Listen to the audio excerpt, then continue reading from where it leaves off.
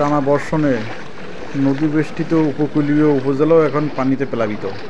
খুলনা জেলার কয়রা উপজেলায় এই উপজেলা আজ পানিতে প্লাবিত হয়ে গিয়েছে।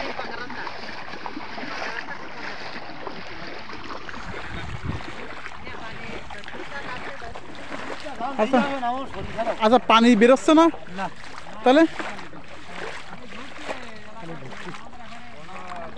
তা বাটায় কি করতেছে? বাটায়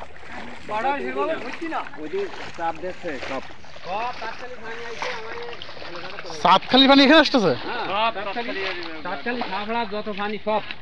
তো ওদিকে ওই যে কতক্ষণ নদী বন্ধ, এই জন্য এই সমস্যা। দক্ষিণ অঞ্চলে যদি পানি প্লাবিত হয়ে ডুবে যায় মরা লাগে। হ্যাঁ, এই দক্ষিণ অঞ্চলে তাই যদি পানি এইভাবে প্লাবিত হয় তাহলে মানুষ আর যাবে কোথায়?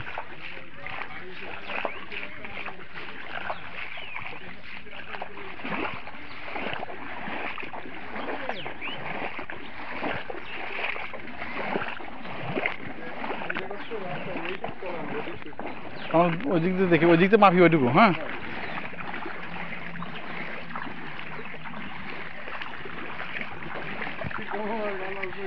এতদিন দেখেছি উত্তর অঞ্চলের লোকজন ডুবে মরে। হ্যাঁ, আর এখন দেখছি তো আমাকে দক্ষিণ অঞ্চলের লোকজন ডুবে মরতেছে।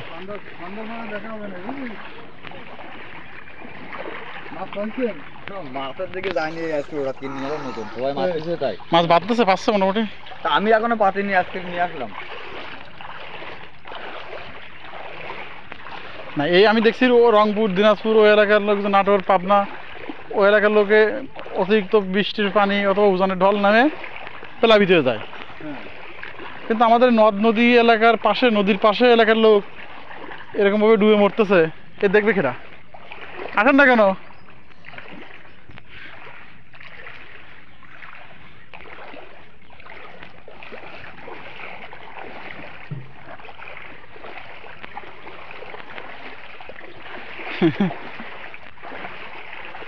অবস্থা দেখেন।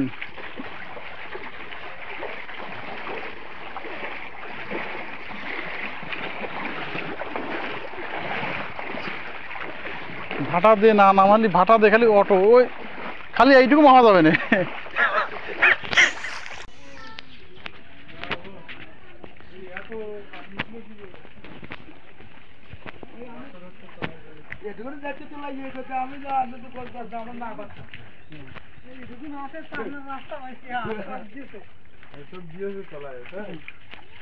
রাস্তা থেকে নেট দিতেছে।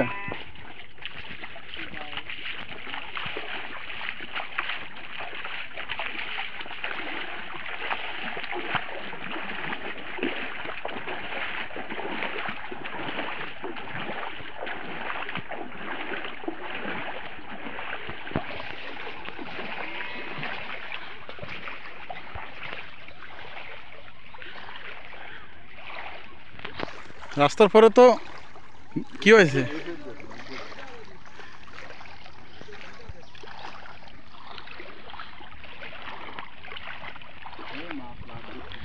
মাছ মানে একেকার সারা মানুষ, দেশের মানুষের সব পুকুর, খাল, বিল, আর ইনারা রাস্তা ঘিরে দিয়েছে। যাক, রাস্তা ঘিরে মাছ ঠেকাতে পারলি তো ভালো।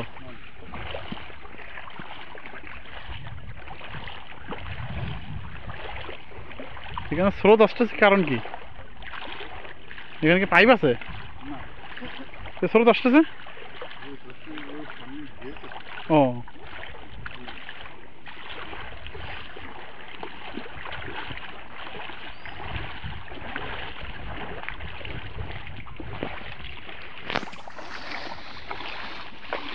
যে যা পারেছে, যে যেভাবে পারছে ঠেকানোর জন্য চেষ্টা করছে। সবার জীবন মরণ অবস্থা একবারে। আমি দক্ষিণ অঞ্চল আইলার সময় আমাদের এলাকা ডুবে গেছিল, কিন্তু আবার ভাটার সময় শুকায় গেছিল।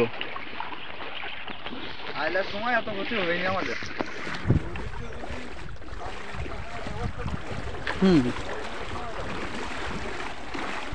তা পানি ভাটাতে নামতেছে না গেট দিয়ে? যা নামতে তার চেয়ে বেশি হচ্ছে।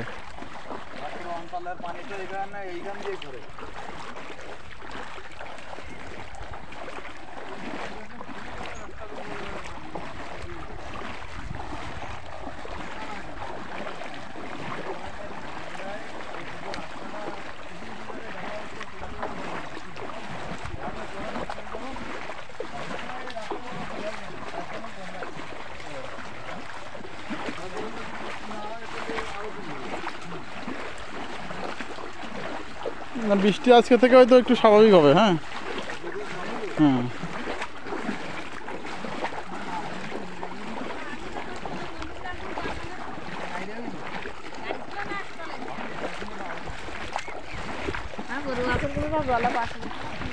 গরু বাছুর মানুষ তো কি কষ্ট, যে কি কষ্ট এগুলো, এগুলো মানিয়ে নেবে কি করে মানুষ? হ্যাঁ